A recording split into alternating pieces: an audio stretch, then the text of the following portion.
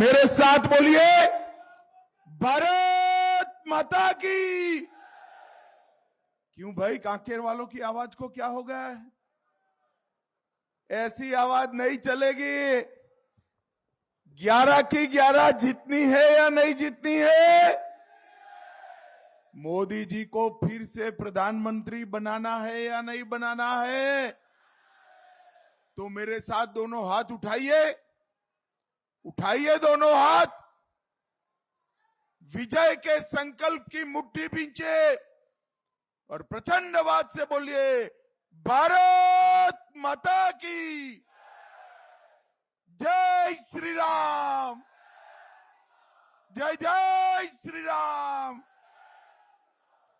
मंच पर उपस्थित हमारे राजा साहब किरण देव सिंह जी, भाई केदार कश्यप जी, प्रेम प्रकाश पांडे जी, अजय चंद्राकर जी, विक्रम उसेंडी जी, मोहन मंडावी जी, रजनीश सिंह जी, महेश कुमार जैन जी,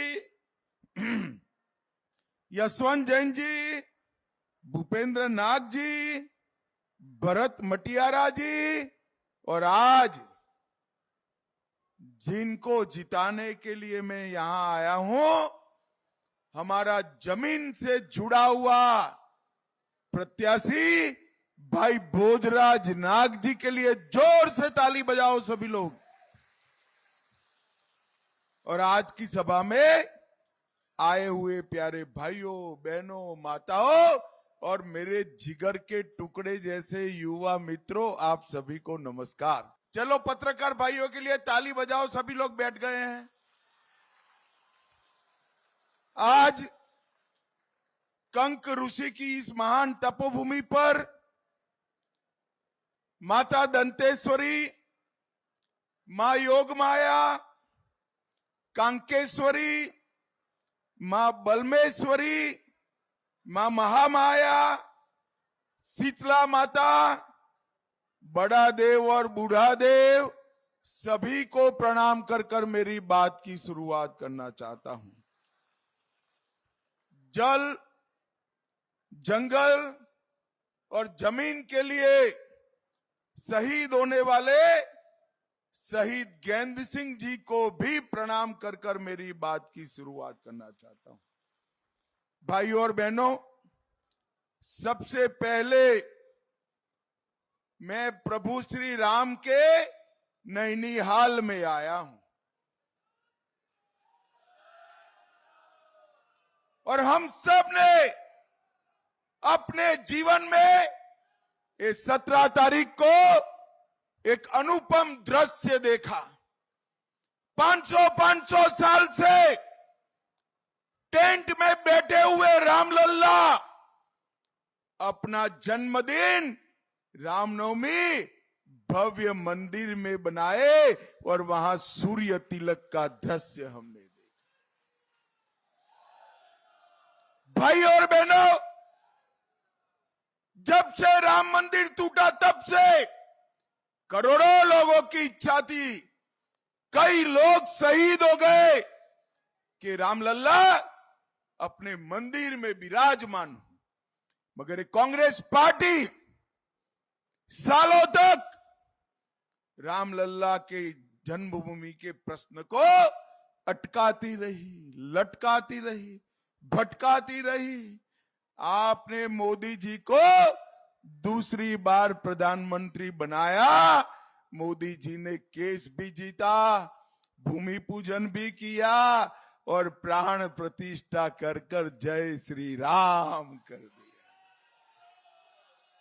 भाई और बहनों, ये कांग्रेस पार्टी जब उनको निमंत्रण भेजा गया प्राण प्रतिष्ठा का, अपनी वोट बैंक की लालच से भगवान राम के दरबार में भी नहीं गए।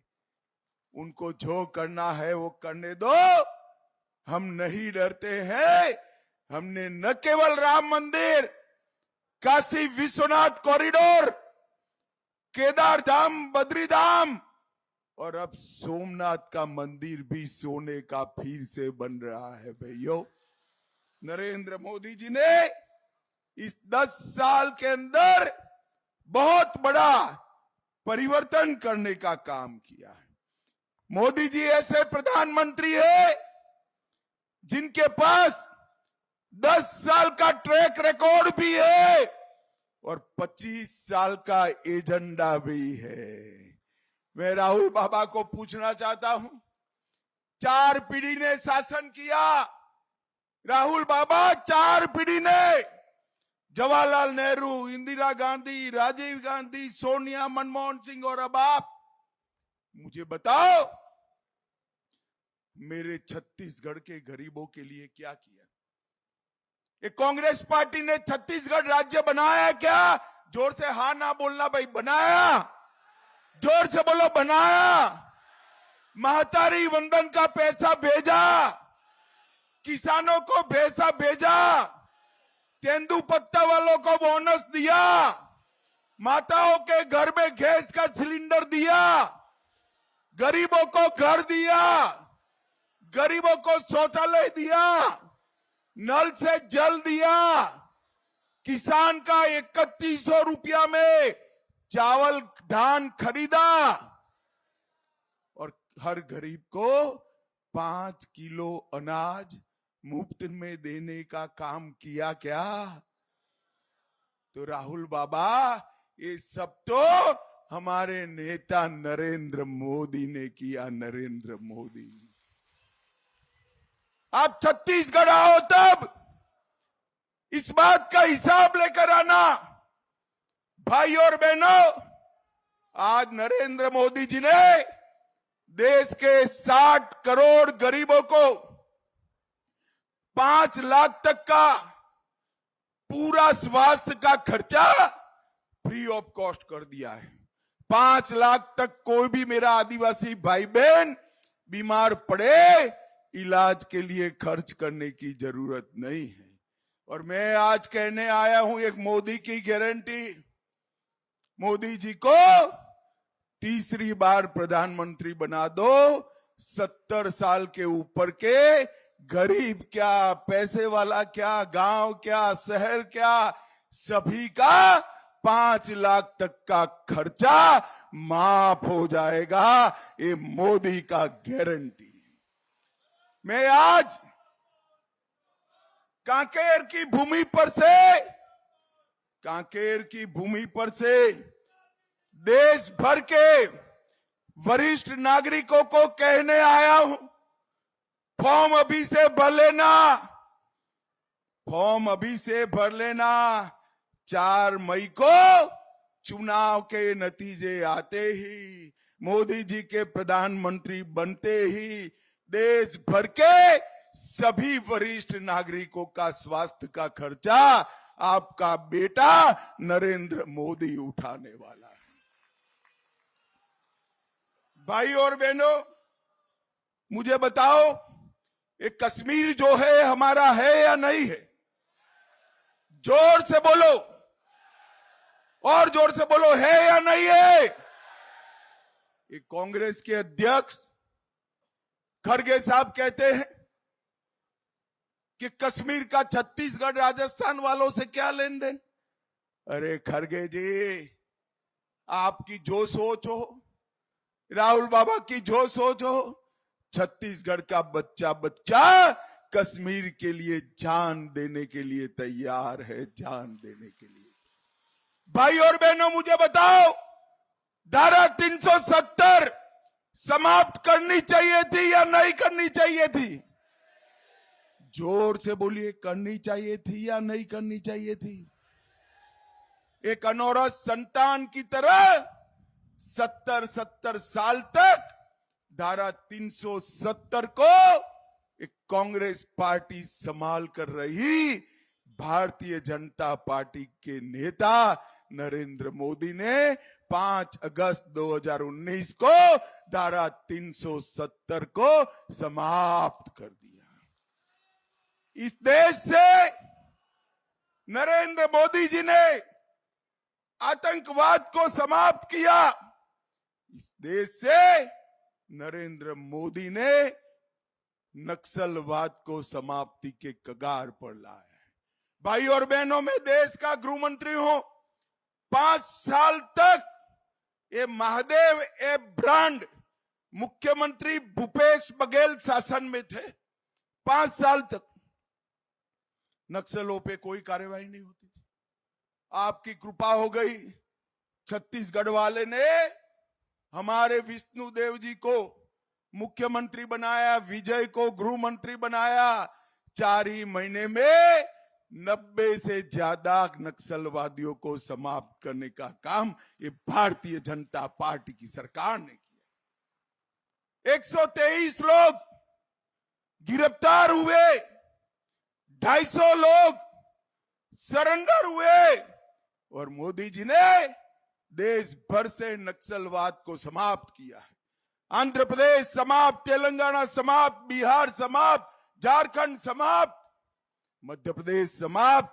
और मैं कहकर जाता हूं, 2 साल दे दीजिए, मोदी जी को फिर से प्रधानमंत्री बना दीजिए।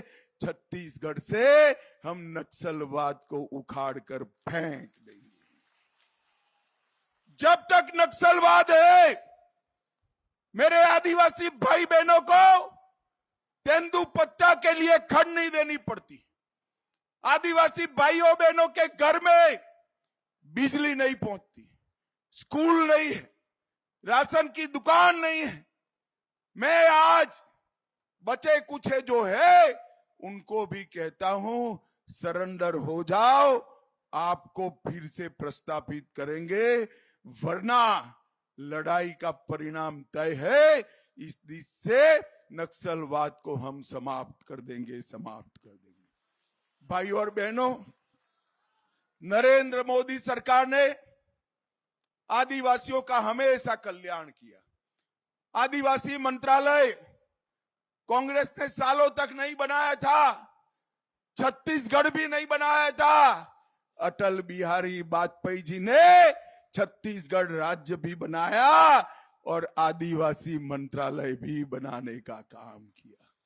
मोदी जी ने जल, जंगल और जमीन के साथ साथ मेरे आदिवासी भाइयों बहनों को सुरक्षा, सम्मान और समावेशी विकास देने का काम नरेंद्र मोदी जी ने किया। आजादी से अब तक कभी भी आदिवासी बेटा या बेटी इस देश का राष्ट्रपति नहीं बना था। मोदी जी ने ओडिशा के गरीब आदिवासी बेटी बहन द्रौपदी मुर्मू को महामहिम द्रौपदी मुर्मू कर आदिवासियों का गौरव करने का काम किया। मोदी जी ने भगवान बिरसा मुंडा जयंती को जनजाति कल्याण दिन के रूप में बनाया। मोदी जी ने 200 करोड़ रुपए से 10 आदिवासी संग्रहालय स्वतंत्र सेनानियों के बनाए और आदिवासियों का बजट भूपेश बघेल, कान खोलकर सुन लो, राहुल बाबा कान खोलकर सुन लो, आपकी सरकार ने आदिवासी के लिए बजट 24,000 करोड़ रखा था। नरेंद्र भाई ने 1,24,000 करोड़ करने का काम नरेंद्र मोदी जी। भाई और बहनों, यहां तेंदुपत्ता के लिए बोनस देने का काम किया, एकलव्य स्कूल बनाए, 1 लाख छात्रों को हमने 1 लाख छात्रों को हमने शिक्षा वृत्ति दी और कई सारे आदिवासी कल्याण के काम किए। भाई और बहनों, मैं आज आपको कहने आया हूं, अभी अभी कांग्रेस पार्टी को मिर्ची लगी है। मोदी जी ने उनके घोषणा पत्र में से सबकी संपत्ति का सर्वे करने का कहा है। मोदी जी ने कल कहा, क्यों करना है सर्वे को?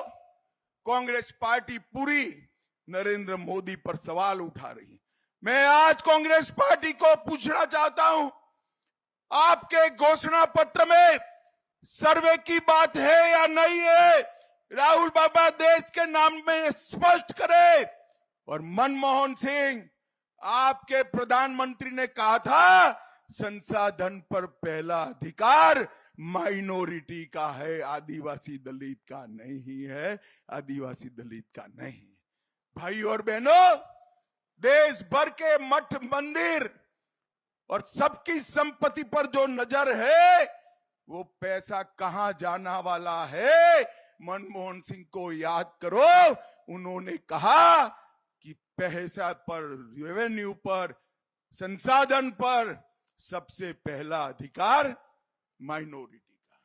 ये कांग्रेस पार्टी कहती है और हम कहते हैं संसाधन पर पहला अधिकार देश के गरीब का है, आदिवासी का है, दलित का है, पिछड़ा समाज का है। भाई और बहनों, ये लोग देश को एक नहीं रख सकते। भाई और बहनों, अभी आरजेडी का और कांग्रेस के बीच में रांची में इंडी अलायंस की ऐसी मीटिंग में छुट्टे हाथ से मारामारी हो, कुर्सियां भांजी गई, लाठियां भांजी गई। अरे भाई, अभी तो सत्ता बड़ी दूर है, आपका नंबर नहीं लगने वाला है, नंबर नहीं लगने वाला है, और सत्ता के पहले ही लाठियां बांध रहे हो। देश को क्या एक रखोगे? आज मैं गर्व से कह सकता हूं, नॉर्थ ईस्ट हो, नक्सल एरिया हो, कश्मीर हो, मेरे नेता नरेंद्र मोदी ने देश को एकजुट कर कर अखंड बनाने का काम नरेंद्र मोदी जी ने किया है। भाई और बहनों, आप एक बार मोदी जी को तीसरी बार बना दो प्रधानमंत्री, ये देश को, अर्थतंत्र को संसार में तीसरे नंबर का अर्थतंत्र भारतीय जनता पार्टी बनाएगी। भाई और बहनों, मैं इतना कहना चाहता हूं कि हमने नक्सलवाद को समाप्त करने के साथ साथ, समाप्ति के कगार पर है, इसके साथ साथ छत्तीसगढ़ के विकास के लिए भी ढेर सारा काम किया है। मैं भूपेश बघेल जी को पूछना चाहता हूं, 10 साल तक सोनिया मनमोहन की सरकार थी, मेरे आदिवासी भाइयों को, छत्तीसगढ़ के पिछड़े लोगों को, दलित सतनामी लोगों को आपने क्या दिया? कुछ नहीं दिया। भाई और बहनों, 10 साल में केवल 77,000 करोड़ रुपया छत्तीसगढ़ के विकास के लिए भेजा, और नरेंद्र मोदी जी ने 10 ही साल में 77,000 के बनाम 3,20,000 करोड़ रुपया छत्तीसगढ़ को भेजने का काम। इसके अलावे 25,000 करोड़ सड़क निर्माण, 45,000 करोड़ रेलवे और 250 करोड़ एयरपोर्ट के लिया, और 72,000 करोड़ दिया। ये जोड़ ले तो 4 लाख करोड़ रुपया दिया। राहुल बाबा, शर्म करो, शर्म करो। 10 साल में आपने सिर्फ 77,000 करोड़ दिया था, हमने 4 लाख करोड़ रुपया छत्तीसगढ़ के गरीब, आदिवासी और दलित के उत्थान के लिए दिए। भाई और बहनों, नरेंद्र मोदी जी ने एक गारंटी दी है। अब माताएं बहनें बैठी है, 5 किलो चावल प्रति माह मिलता है ना? जरा जोर से बोलो, मिलता है या नहीं मिलता है? हाथ ऊपर उठाओ, मिलता है या नहीं मिलता है? मोदी जी ने कहा है तीसरी बार प्रधानमंत्री बनकर 2029 तक ये मुफ्त अनाज चालू रहेगा। भाइयों बहनों, चालू रहेगा। मोदी जी ने कहा है गैस के सिलेंडर मातारी बहनों को मिले हैं ना? मिले हैं या नहीं मिले हैं? अब भरने नहीं जाना पड़ेगा, पानी की तरह नल से गैस भी आपके घर में देने का काम नरेंद्र मोदी जी करेंगे। और भाई और बहनों, मैं कह कर जाता हूं आदिवासी भाई और बहनों को, जब तक नक्सलवाद है, आदिवासी क्षेत्र में शांति नहीं हो सकती, रोड नहीं बन सकता, बिजली नहीं पहुंच सकती, गैस नहीं पहुंच सकती, शिक्षा नहीं पहुंच सकती, नौकरी नहीं पहुंच सकती, खाना नहीं पहुंच सकता, इलाज नहीं पहुंच सकता। आप सभी लोग भी उनको समझाइए सरेंडर कर जाए, न करे तो आप चिंता मत करना, हम 2 ही साल में छत्तीसगढ़ की भूमि से नक्सलवाद को उखाड़ कर फेंक देंगे और विकास की गंगा प्रवाहित करने का काम। भाई और बहनों, नरेंद्र मोदी जी ने 2037 में विकसित भारत की कल्पना रखी। विकसित भारत का नींव डालने के ये 5 साल है और विकसित भारत का सबसे बड़ा फायदा आदिवासी, दलित, किसान, युवा, गरीब और महिलाओं को होने वाला है। ये विकसित भारत की कल्पना आप सभी के कल्याण के लिए। भाई और बहनों, मैं आज मेरे प्रत्याशी के लिए भी आगे आइए, प्रत्याशी जी के लिए भी कहना चाहता हूं। इनकी फोटो देखकर ही मुझे मालूम पड़ गया ये आदिवासियों के लिए जीने वाला आदमी है, आदिवासी का जमीन का। भाई और बहनों, मुझे बताओ, आपको लाट साहब जैसा प्रत्याशी चाहिए या आपके जैसा नाग जैसा प्रत्याशी चाहिए? बताइए मुझे, जरा जोर से बोलो। इनके नाम के सामने कमल निशान है। नाग जी के कमल निशान पर बटन दबाइए, ये आपका वोट सीधा नरेंद्र मोदी तक पहुंच जाएगा। भाइयों बहनों, नरेंद्र मोदी तक। मुझे बताओ, इनको जिताओगे क्या? कांकेर वाले जोर से बोलो, हाथ उठाकर जिताओगे? मोदी जी को फिर से प्रधानमंत्री बनाओगे? छत्तीसगढ़ की 11 की 11 मोदी साहब की झोली में डालोगे? तो मेरे साथ दोनों हाथ उठाइए, उठाइए दोनों हाथ, माताएं भी उठाए, सभी लोग उठाओ, विजय के संकल्प की मुट्ठी भींचो और बोलिए, जय श्री राम, जय श्री राम, भारत माता की, वंदे वंदे वंदे।